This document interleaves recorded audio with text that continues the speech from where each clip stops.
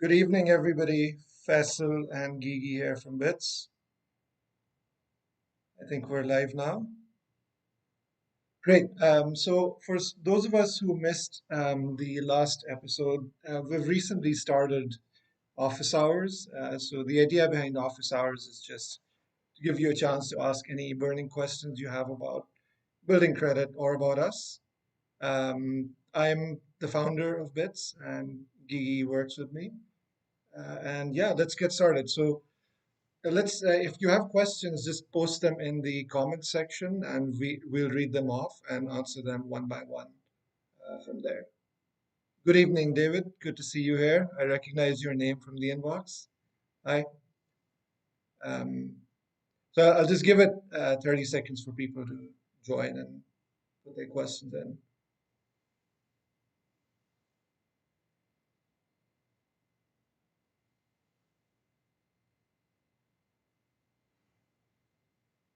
An interesting side note before we get started, actually, some of you may have seen this in the news, but the FCA is quite concerned on the proliferation of essentially store credit. So if you've ever taken out catalog credit from a company like Very or Klarna, this is very much in the regulator's spotlight now. And so the gentleman who used to head up the FCA is now he's recently announced that he's stepping down. And the thing he's doing right after stepping down is conducting a review of these types of suppliers. Because I think it's very easy. It's very easy to get trapped actually with these kind of zero interest supplier financing. So it'll be quite interesting to see what emerges from there. Great. So I think we have 11 viewers. Just for anyone joining now, again, a very good evening from us here in London. I'm Faisal. I'm the founder of Bits, and with me is my colleague Gigi. The way that we're going to run these sessions is just post your comments in the comment section, and then we can take it from there. Okay. So if you have any questions, just post them in the comment section. So why don't we get started? Gigi, what are the most common questions or what are the most common misconceptions that people have about building credit? I think particularly with closing credit accounts, for some reason, I think a lot of people think that if you close a credit account, that's going to look good on your file. But there's a couple of reasons why that's actually just not completely true. Firstly, because the average age of your credit is one of the things that counts as your credit score. So then, if you close a credit account, it's not getting any older, so it's not helping build your score further by getting older. And also, if you close that account, your total available credit limit is going to go down, and your usage will then go up because it's a percentage of how much you're using compared to how much you have available. Yeah, I think that's true. I think the reason why people think that, the reason why people think that closing an account and having a settled account is a good thing, it's actually because of the Experian app. Because if you look at the Experian app, then in the Experian app, I think they actually tell you that settled accounts is a good thing, and that is true. But all that they're trying to say is that settling an account and leaving it in good status is much better than not doing that, than leaving unpaid dues. And so, sometimes I get asked, well, what if I open and close a BITS account really quickly? Will it show as a settled account? Will that be good for me? The answer is yes, it will show as a settled account, but I really wouldn't recommend that. Got it. I see we have a question from Zach. Zach's question is, Zach goes over his score, Equifax score and experience score. He says, I have no bankruptcies or CCJs or anything else negative on my file that would stop me from getting a basic cash minder account, but I was rejected. Why? Um, so I'm not familiar with a cash minder account. I'm guessing, do you know what that is, Gigi? The reasons for rejection, though, yeah, I mean, it could just be really as simple as the age of your account. So, I know Gigi applied for a mobile contract recently, and despite having a really good experience score, what is your experience score, Gigi? It was 973. 973, so almost perfect, right? 973, the highest is 999. She couldn't get it. And the reason in her case was she had just moved to a new flat, had just been there 2 months. So to answer your question, Zach, I would have to look at your file to kind of understand a bit more about what's going on. Um, so yeah, why don't you leave this with me? I'll do that and then get back to you. Uh-oh, I think there's some. Okay, so let's try speaking louder. Um, I see a question from Fatia, which is, I've got a CCJ on my file. I've had it since 2018. Do you know how long it takes to completely clear off? So, Fatia, to answer your question, I think what you're saying is, yes, it's a bit unclear from your question, but if you've already paid off the CCJ, you've settled it, then it should drop off. Well, it's not going to drop off, but it should be reported as settled within 8 weeks of you actually settling it. Um, how long will that CCJ remain on your file? It's 6 years. So just like anything else on your credit file, it stays there for 6 years. Got it. So Zach, Cashminder account is a basic. Moving on to the next question. So Zach is clarifying what a Cashminder account is. I don't understand. Let me look at this. Yeah, I don't understand why they rejected you. Let me take a look and come back to you. I see a question from Nate. By the way, is the sound working now, guys? Can you hear us all right? If it is, just type yes.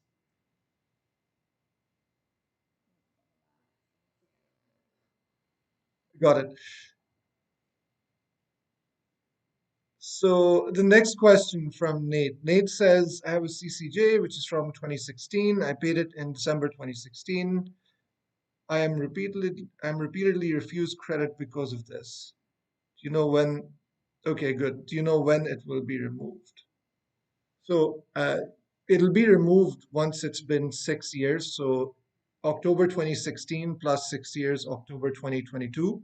So you have another 2 years to go before it drops off your file. Uh, yeah, I'm a little bit surprised as to why you're still getting. I mean, have if you've already paid it off, so you've settled it. It's been more than 3 years.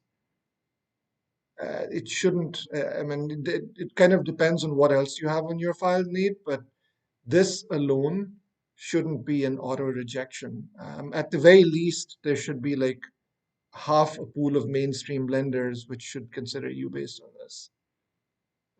If you want to, we can have a discussion separately, one to one, so I can look into the details of this one. I see the next comment from Great, so you can hear us all right. I see the next comment from Pasby. Hi, Pasby. Apologies if I butchered your name. Pasby says, Hi guys, I've been using Bits for about 5 months and everything seemed to be great. I got myself an Aqua credit card as all the apps were recommending, but now my score dropped 88 points on Equifax. Um, uh, so uh, I think, I mean, this is pretty normal, Pasby. When you get a bank credit card, they run a hard check on you. So of those 88 points, probably 50 to 60 is just because of that hard check, and then the remaining 38 or so is because you opened a new credit account. So the fact that your score has gone down after you got this is normal. I wouldn't worry about it. But I think this kind of takes me to a bigger point, which is, and I said this last time as well, please don't obsess about your score. Your score will move up and down. When you open a new credit account, there's a pretty strong chance your score will go down. That shouldn't stop you from getting what you need. If you need a credit card to manage your cash flows, then do it. Your score will go down temporarily, that's fine. But I think what's more important is just focus on doing good things, right? So you get a credit card, make sure you stay below 30% of the limit usage. Keep paying all your bills on time, don't miss anything, don't pay anything late. I think you know, whatever drop you see initially, you will definitely recover that and go beyond it. Um, The second point I wanted to make, Pasvi, before I move on is I know that with Experian, if you have access to their credit expert subscription, they actually show you what your score will be in 6 months, 12 months, 3 years, and so on. And so even if your score does go down temporarily, the best way to know where it's going to be, how it's going to grow in the future is with the Experian Credit Expert subscription. They will literally show you a chart and tell you what your score will be. And I don't think you need to do it forever, but if you just do it for 1 month, I think it's a good investment to make. And yeah, the next question I see is from Andreas. What happens if I cancel my subscription? Does it affect my score? In almost every case, it will not affect your score so long as you don't have any overdue, so long as you've been making your payments to us on time. As a general rule, I would not suggest canceling your subscription before a year. The reason for that, as Gigi had mentioned earlier, is that the average age of your credit accounts is one of the things that lenders look at as a signal for financial stability. So, if you're completely new to credit, like you just turned 18 and you got this and then you canceled it a month later, then yeah, your score may go down. But for almost everyone else, there's going to be no impact on your score if you cancel it. With that said, whether it's BITS or any other credit account, don't do it if you intend to leave before a year because the length of time that you've had a credit account really is a strong signal of financial stability and maturity. The next question is from Aaron, which is Aaron says, what are your thoughts on postcode attribution? I find it difficult to understand why CRAs have so much detail about my financial history, yet historic postcode data can affect my score. Aaron, so I think it's just a relic from the past. It is interesting. I mean, if you think about Britain in the 1950s and 60s, and probably even before that, I mean, I wasn't around then, but uh, what essentially the postcode that you were in historically was a very strong signal of your economic status, right? So if you lived in a certain postcode, that meant you were affluent. And historically, the view that lenders had towards borrowing was, I mean, it's kind of unfortunate, but historically, lenders had this view that only affluent rich people should be lent money because anyone who's low income or middle income is clearly never going to pay you back. So it's this view, which is kind of, it's a very old, outdated view, but that's the reason why postcode still affects your score. Um, are credit agencies going to get rid of it? Are they going to change it completely?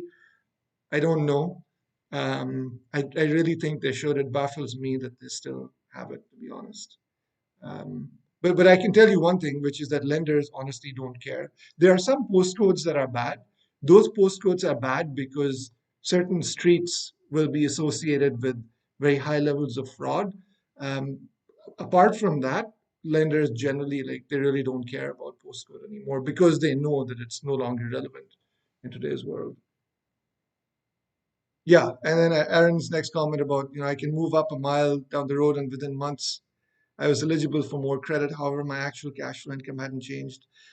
Uh, I would be surprised about that. I mean, lenders are pretty savvy about it, so it wouldn't surprise me if your score went up a little bit, moving to a better postcode, but becoming eligible for more credit, that would be a little bit surprising.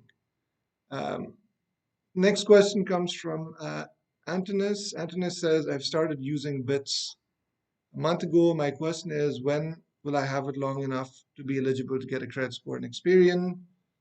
And will my credit score be affected if I cancel bits? So, on the first part of your question, Antonis, I mean, you have a credit score with Experian anyway. That has nothing to do with bits, right? So, uh, you have a credit file with Experian, you have a score, and that's something you should be able to access anyway. Now, if you've just turned 18, it's possible that you're not able to log in, they can't identify you. The solution for that is to get in touch with Experian. But basically, to keep it short, anyone who has a bank account in the UK will exist in Experian system. Um, so you already have a credit score with Experian, and you should be able to download the Experian app and see it. If you can't, get in touch with Experian. By the way, the reason why we can't do that for you, sometimes people ask us, well, why can't you just contact Experian for me? We've tried, but because of GDPR, they don't talk to us about your account. They will only talk to you. Um, And then, will my credit score be affected if I cancel bits? I think I talked about this previously, so I won't dwell on it now. But short answer, no, unless you're completely new to credit, just turned 18. With that said, please don't use it if you're planning to cancel within 12 months because it's not going to be good. You'll signal immaturity if you do that. Next question from David. David says, I have a business bank account with an overdraft. Does my overdraft balance have an effect on me personally? This is a great question, David. So, your business bank account, when you apply for a new business account, yes, that will affect you personally because at that point in time, the business the business bank account provider will run a hard check on you. If you apply for credit limit increases, then again, that's going to result in a hard check on your personal file. But the overdraft but to answer your question, like have just like having a balance on a business overdraft will not show up on your personal credit file and it will not affect you personally. It's only when you apply for stuff, it's only when you apply for stuff on your business side, only then does it actually hit your personal account. Next question from Nate. Nate says, I had an Aqua card, which is £423. I paid that last July and it's still on my credit file. I've called Aqua quite a few times and they have refused to do anything about it. So, Nate, if I understood correctly, you had a balance due on your Aqua card. You have paid that off, but it appears that the balance is still there. What can you do about it? So the first thing, like the Aqua card will be on your file for 6 years, but if you've already paid off the balance, then that should have been reflected. Um, you do have recourse. So the way to do this is basically to um, yeah. So I'll give you like a little bit of an insider trick, right? A lot of lenders and banks won't care if you just go and ask for help. Unfortunately, they don't care because they're big organizations. However, if you use the word complaint and tell them I want to open an official complaint, then that triggers a regulated process. Okay, so in this case, what I would do is I would email them and say, listen, these are the dates on which I've attempted to contact you. This date, email, call on this date, so on and so forth. Um, I would like to open an official complaint into this matter. They will then respond to you. And in your official complaint, you should tell them what you want from them, right? Which is one, an apology letter, and two, correct reflection of the balance, which is now zero. Once 4 to 6 weeks have gone by, if you still don't have the matter resolved, at that point, you can then go to the financial ombudsman. Just Google financial ombudsman, they're very easy to find. And at that point, you then go to the ombudsman, you attach copies of all of your previous correspondence, and you tell the ombudsman, this is my complaint.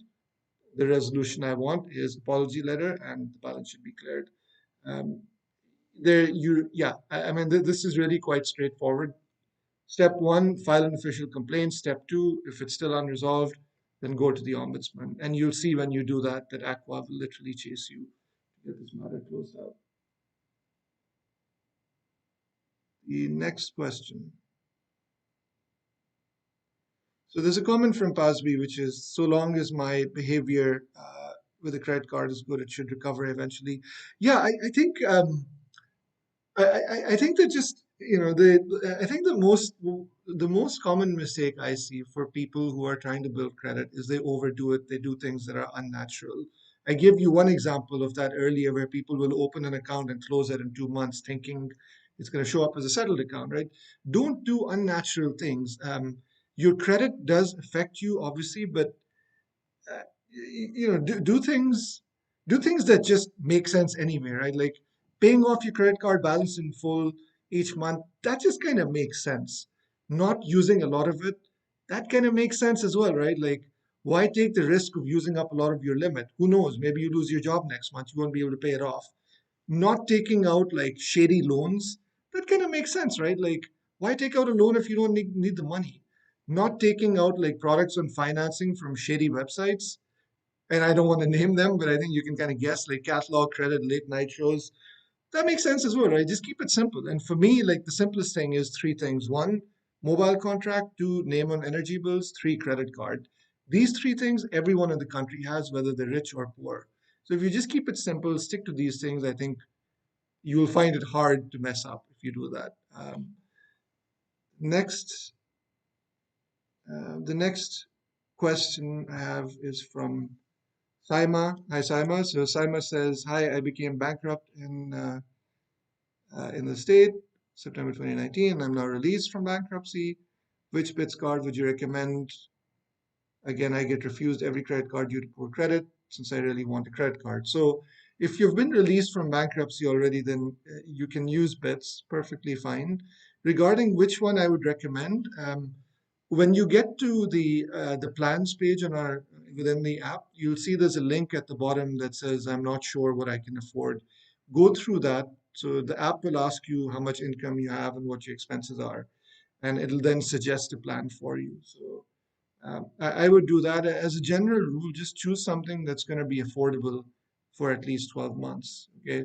It's way better to have like a low limit plan, like the £12 a month plan, and run it for a long time. That's much better than getting a really high plan and then leaving after 4 months.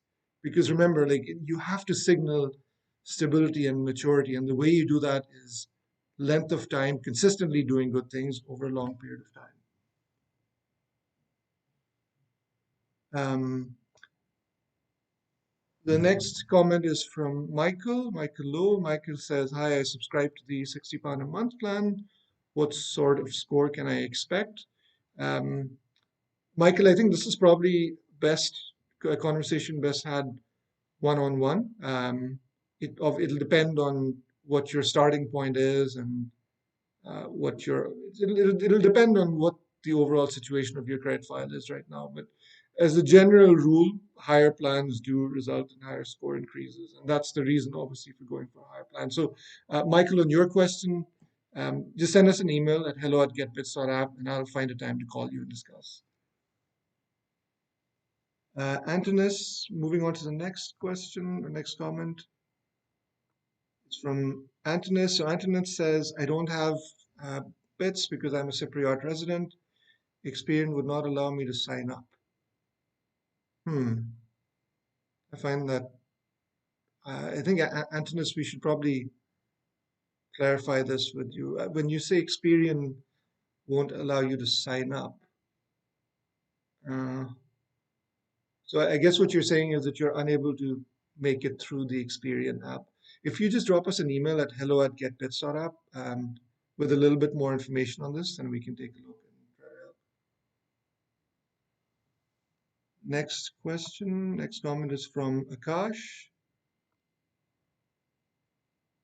Um, Hi, Akash. So Akash says, "I'm on a DMP. DMP is a debt management plan, and they've been making payments to my creditors. However, when I check my credit report, it shows up as missed payments for a year. The debt is now settled. How can I correct this?"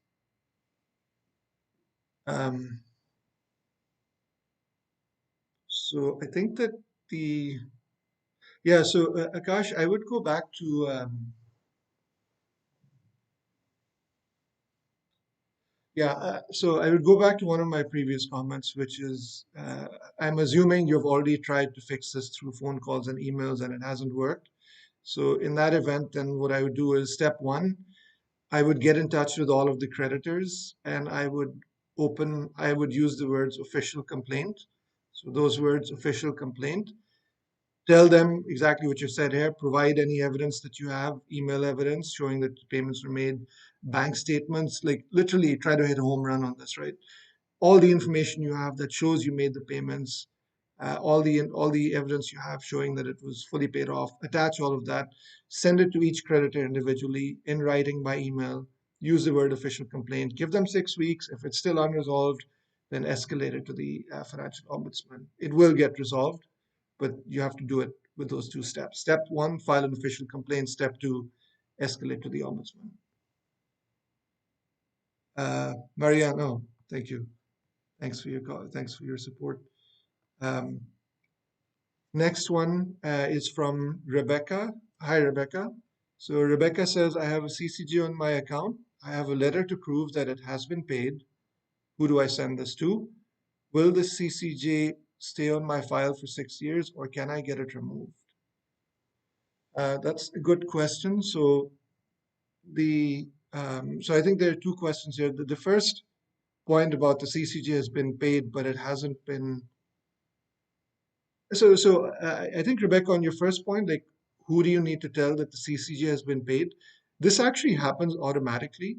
So whoever the CCJ, yeah, I mean, uh, this should have happened automatically. So I would just start by check Experian and check ClearScore, see if the status has changed. The CCJ, like in that section, see if it shows the word satisfied. Um, if it doesn't, then I think you'll need to I need to look into this one, but I think you will need to actually get in touch with the county court that issued the CCJ. But I think the first step is just check whether it's actually been reported as satisfied or not. It does take up to 8 weeks after you pay it off for the status to be updated on your credit file. So that was your first question.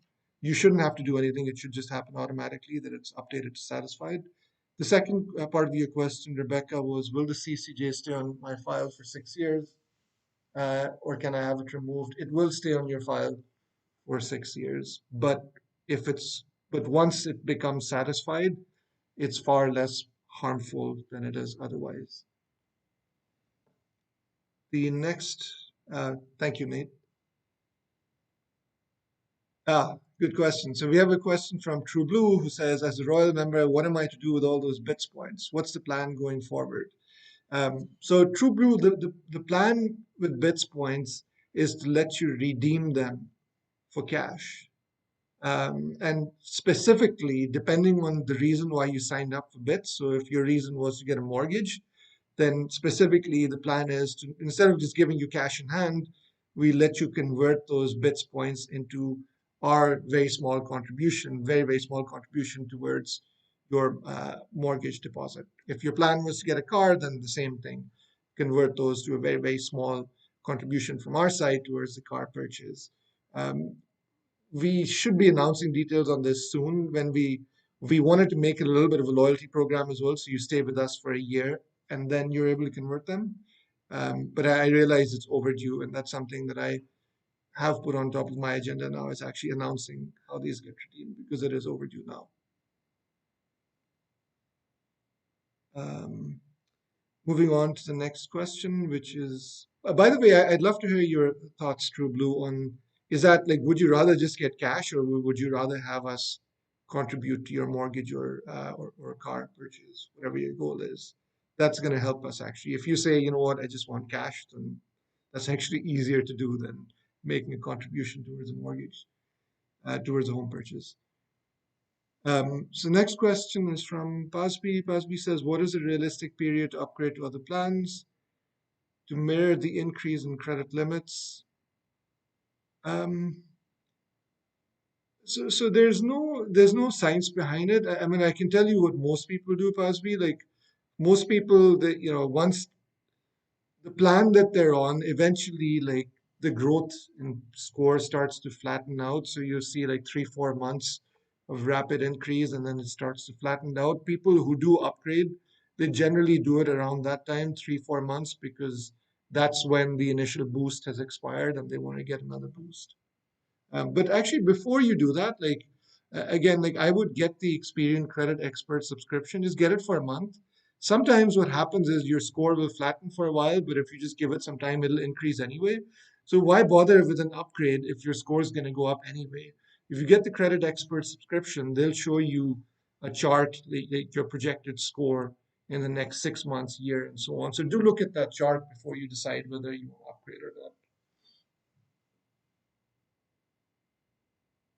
Um, Next comment from True Blue. Thank you for super videos and for the quick responses. I think that's you can see our that credit for that goes to. Great. Amazon vouchers. So next comment from David. This is on converting bits points. Yeah, I think Amazon vouchers is good. I mean, who doesn't shop on Amazon? Maybe we should just give people a choice. You can choose whether you want cash or Amazon vouchers.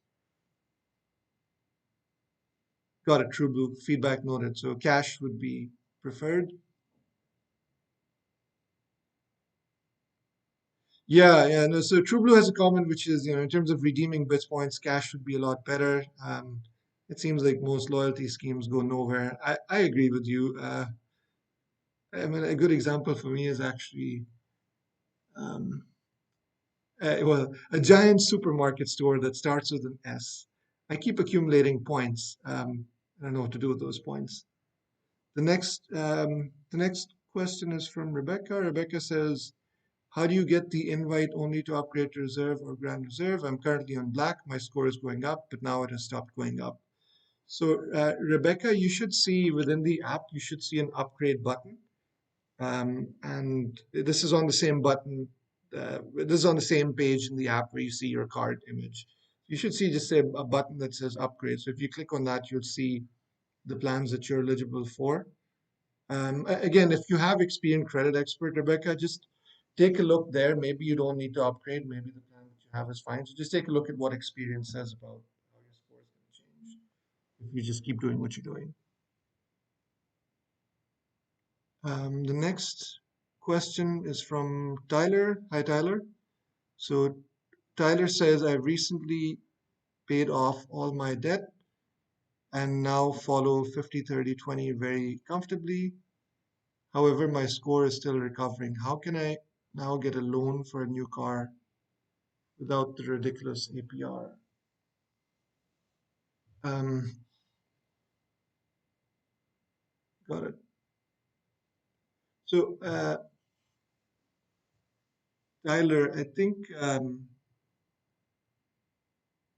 yeah, I think that the way, I mean, so sorry, I was just pausing to think there, but the best cure for a history of bad debt is number one, to pay it off. Number two, time.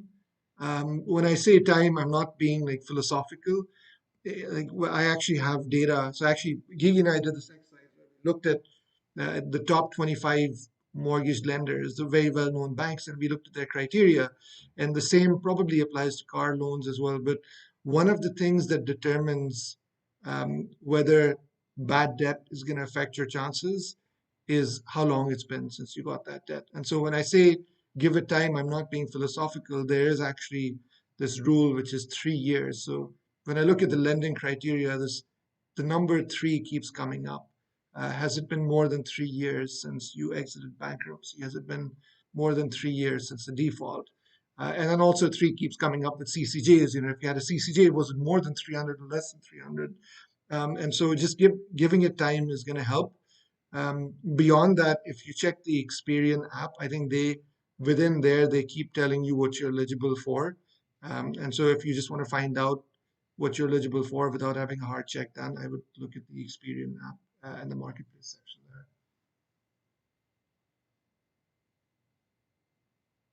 But I mean, this is one of those things. Going back to what I was saying about using credit sensibly, if you need a car, you need a car, right? Then I mean, whether the APR is slightly higher or not, I wouldn't. I mean, so if you need a car, you need a car. Then the only question becomes, right?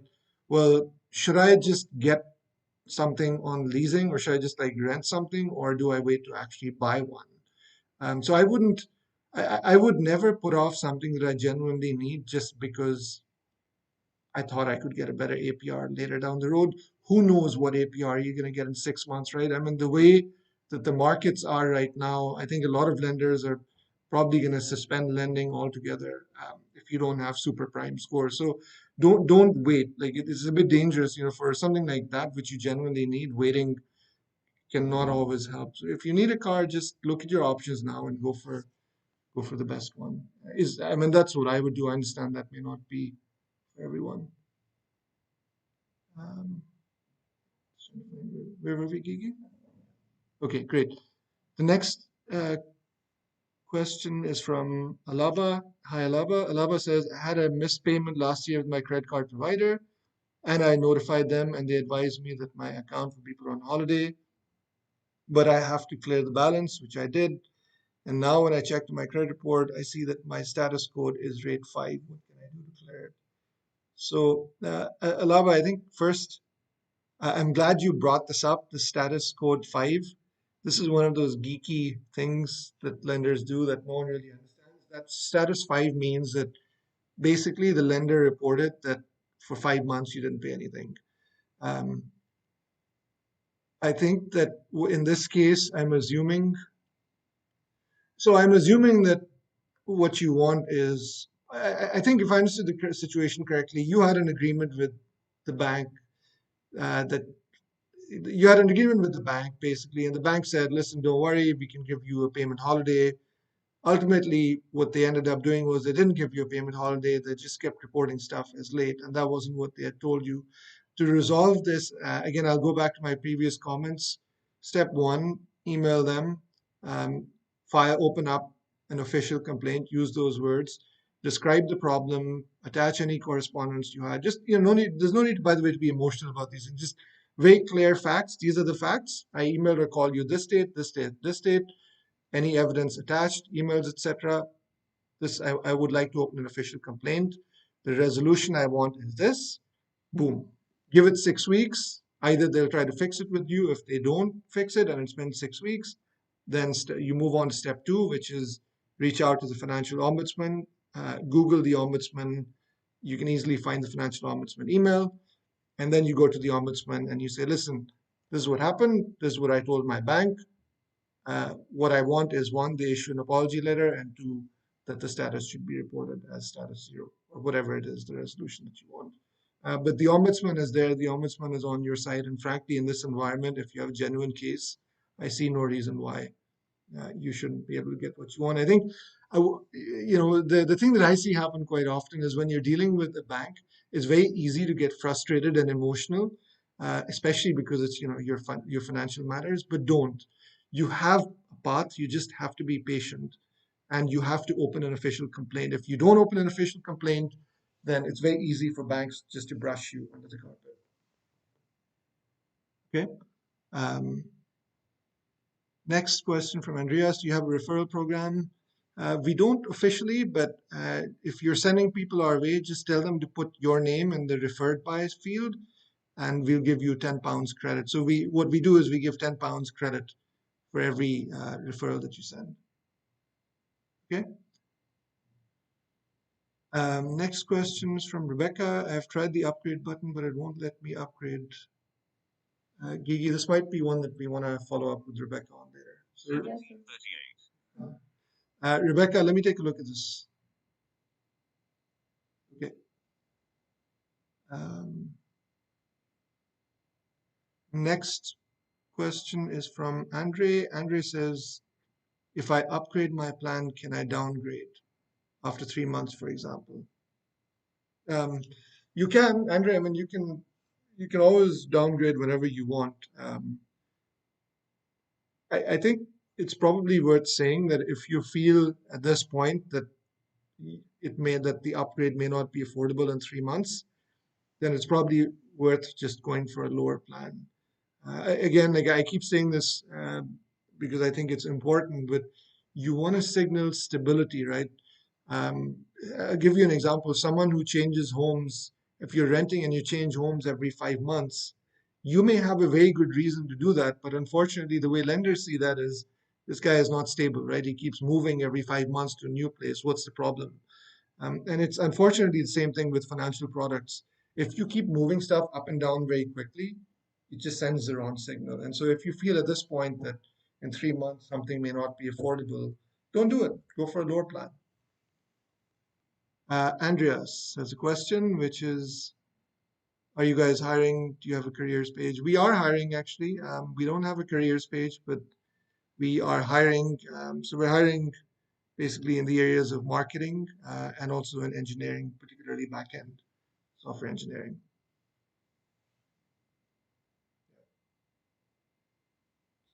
So, okay, I have a question. Yeah. So obviously we're a credit building product. Um, and so ours is a credit card. How do you feel about credit building loans? Are they also a good method of building credit? That's a good question. It's a tough question, Gigi.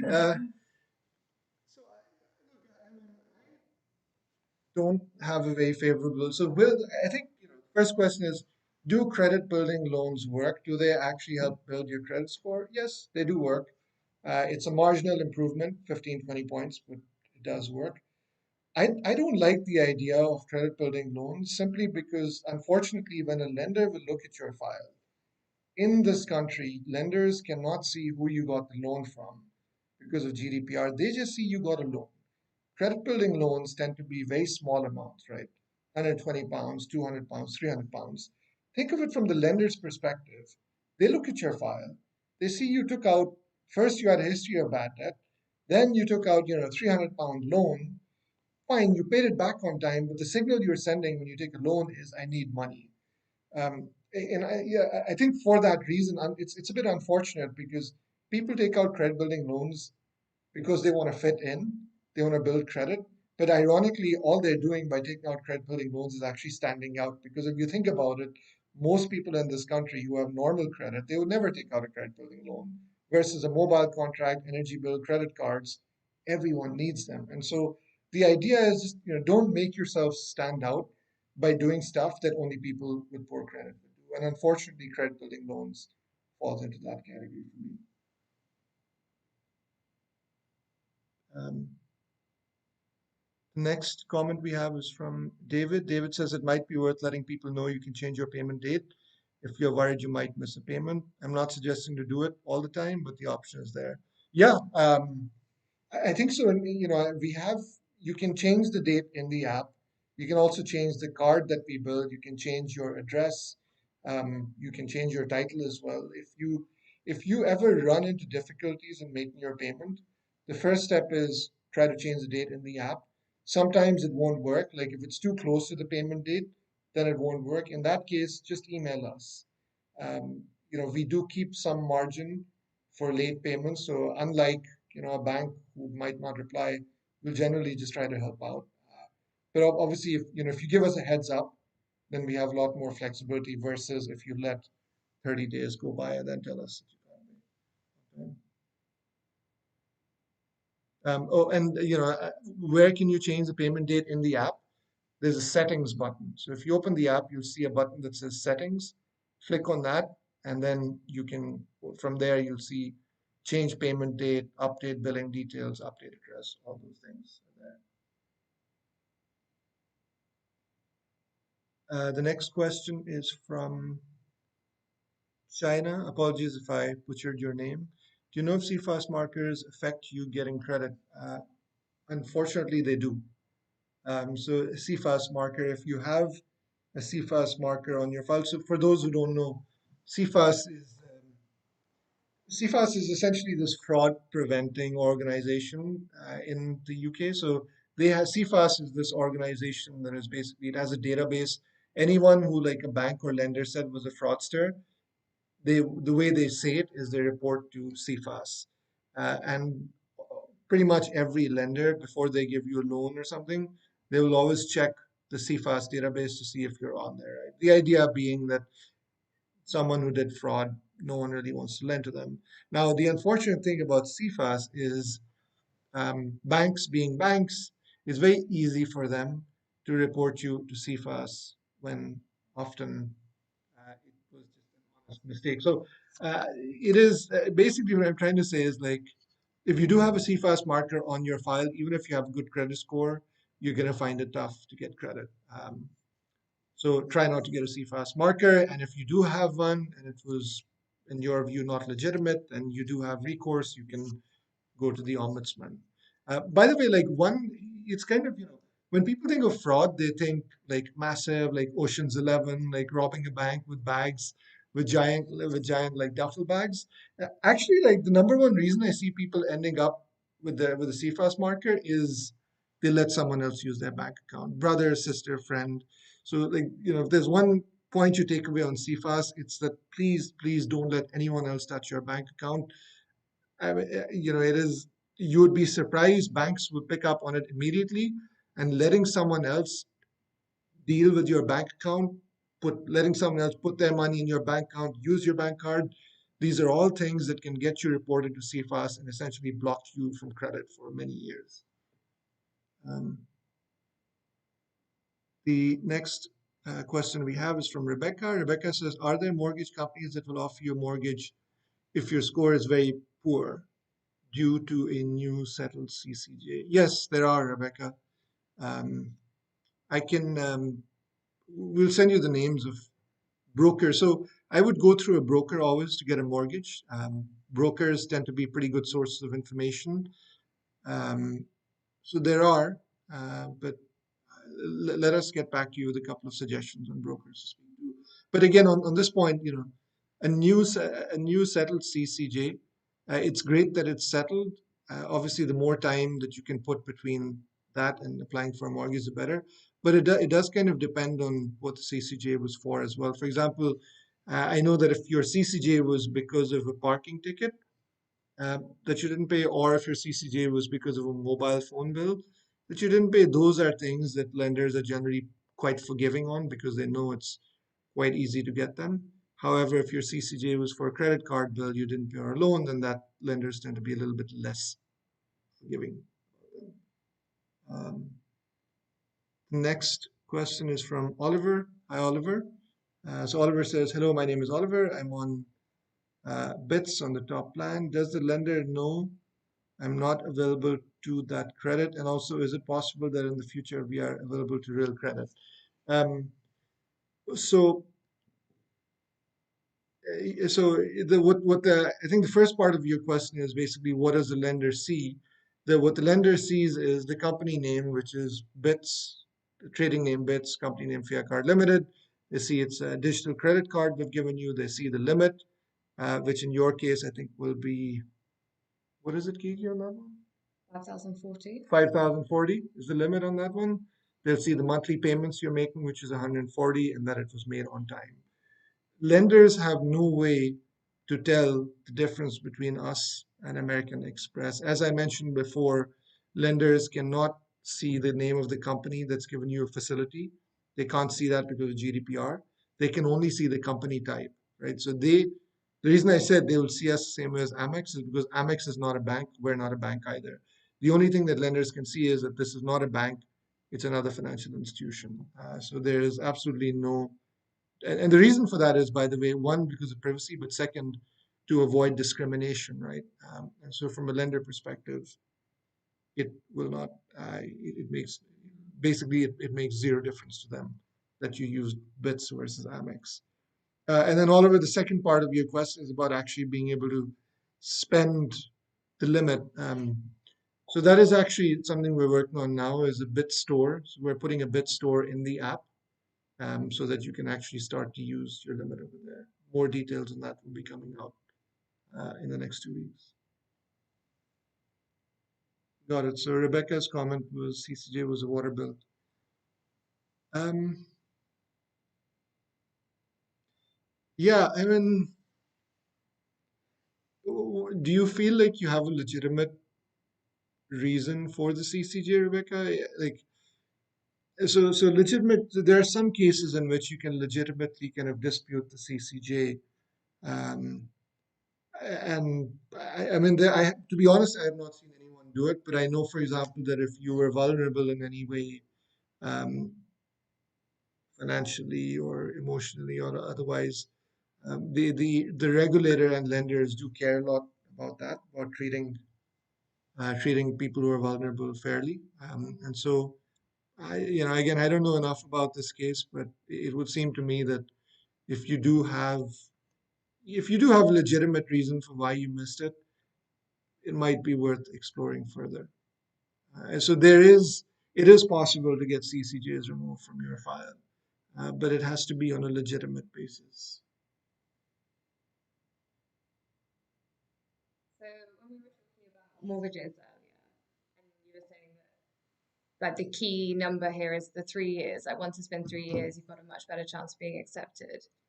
With things like CCJs and defaults, is there any amount of money that if it was less than that, they care less as well? Or they'd be more lenient if it was, say, under £500? Yeah, so that number is £300. CCJs that are under £300 tend to be ignored by lenders because it's such a trivial amount. One thing I would say is that CCJs that haven't been fully paid off, that haven't been satisfied, they will trigger an automatic rejection. So sometimes people say, well, I had the CCJ 5 years ago. I don't even know if I should bother paying it. It was from a mobile company, and they billed me. They shouldn't have. You should always pay off an unsatisfied CCJ. As long as it's on your file, it doesn't matter what the amount is. If you have a CCJ you haven't paid off, it's going to be very hard to get any kind of credit. The next, we have, I think, 10 minutes left. The next question is from Selma. Selma says, I got released from bankruptcy in September 2020. When can I apply for a mortgage? Would I need to wait 6 years before I can apply? I mean, Selma, you can apply whenever you want, and mortgage lenders come in. I mean, you have the high street lenders who give you the best rates, but then you have the smaller ones. Um, if you have been you've just been discharged, I think it would be pretty unlikely that you're able to get something from a high street lender for the next 3 years. I mean, the analysis that I was doing earlier today, looking at the 20, I think it's like 2025 high street lenders, they all have an auto rejection criteria. So which means that if you've been discharged from bankruptcy in the last 3 years, then you're automatically declined. Um, there are probably specialist mortgage lenders that you can work with. However, so there would be that option. Um, oh, okay, fine. Thanks for the feedback, Pasvi. I'll make sure not to move back. Yeah. Um, so, by the way, one thing, I mean, I see a lot of question about mortgages on here. I don't think people should shy away from actually like speaking to a mortgage broker. Um, Almost every mortgage broker that I know is not actually allowed to run a credit check on you. So it's not like you'll speak to them and then you'll find out there've been all these hard searches. And they generally tend to be pretty well informed about the criteria, especially when it comes to, CCJs and default. So the best source of information for mortgages really is mortgage brokers. I mean, I can tell you the one I use personally, which is a company called Trussell, Trussle. Another one which I've heard of is Habito, Habito. These both tend to focus on kind of prime and super prime. If you want something to, if your credit is fine, there's no history of defaults, etc., then I would look at Habito, Habito, or Trussle, Trussle. But if you have issues, then you may want to go to a specialist broker. And there's one which I've heard of, which is Kensington Brokers. I believe Gigi can send you the information on that. There's no harm in speaking to brokers. And by the way, when you speak to brokers, speak to more than one. Um, there's just especially for something. So basically, if you have like a plain vanilla case, like you just had like same job, same salary, no issues in the past. If you have a very straightforward case, then every broker will give you the right information.